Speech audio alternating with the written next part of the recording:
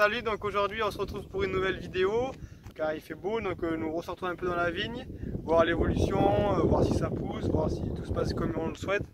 Donc là nous allons rejoindre Pierre qui est notre technicien de culture qui va nous aider à prendre des décisions lors des traitements et nous accompagner tout au long de la saison. Allez, on y va!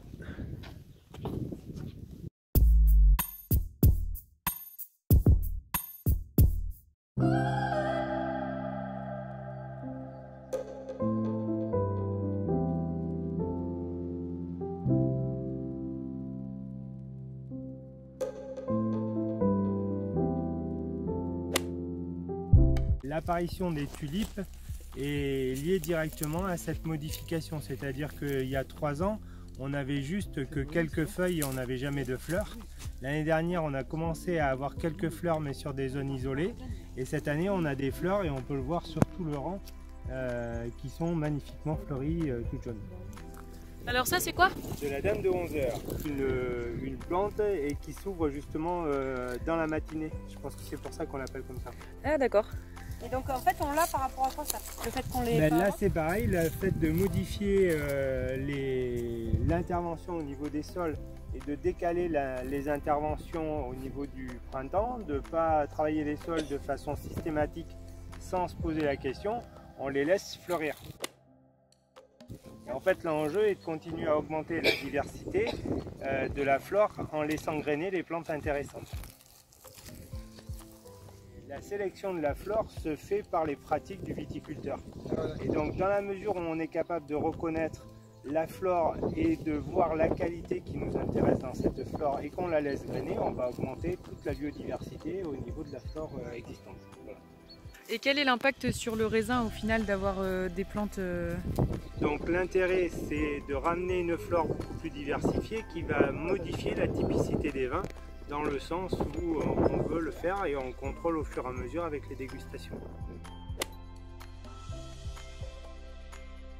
Cette plante là c'est de l'almacie, donc ça c'est une plante qui a une croissance très rapide et qui va monter dans le pied de vigne, donc elle n'est pas intéressante là où elle est placée. Donc dans les travaux de sol futurs elle va disparaître, elle serait au milieu du rang, elle ne nous embêterait pas, mais là par contre c'est une contrainte pour la suite de la conduite. Il y a des escargots? Non, c'est de la bave d'escargot. Et c'est une bonne nouvelle? Qu'il y ait des escargots, c'est pas embêtant. Parce que si la faune est présente, s'ils sont trop envahissants, ça devient embêtant parce qu'ils mangent la vigne. Ah oui, d'accord, en effet. Ça, c'est de la famille du navet. Et ça, c'est mauvais? Non, c'est pas mauvais. En fait, c'est une plante qui est intéressante, mais elle est placée sous les pieds. Alors, ah, du coup, elle gêne à la production elle du gêne pour la production du raisin. Voilà, c'est ça. Alors moi j'ai une question Pierre, en fait souvent je me demande quel temps est le plus favorable à la vigne. Et je voudrais savoir s'il est mieux d'avoir plutôt de la chaleur, du soleil, de la pluie. Racontez-moi. La vigne est de nature, enfin la plante est originaire de l'Asie mineure, donc de secteurs plutôt chauds et secs. Donc en fait quand on a une saison qui est plutôt dans ce cadre-là, c'est-à-dire qu'avec peu d'eau et assez chaud, c'est là qu'on a les meilleurs millésimes. Tous les millésimes très pluvieux sont généralement des millésimes qui sont beaucoup moins bons parce que la vigne a besoin de soleil. Alors elle a besoin d'eau malgré tout sur la période d'été pour continuer à faire grossir le raisin, mais sans exagération. D'accord. Et là vous pensez que potentiellement on peut avoir un beau millésime cette année? Pour l'instant on part plutôt sur une année sèche, donc ça pourrait être plutôt intéressant.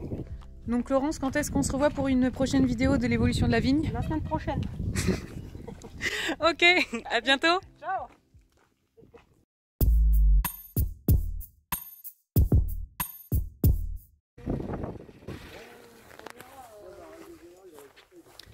Philippe, s'il vous plaît, un autographe.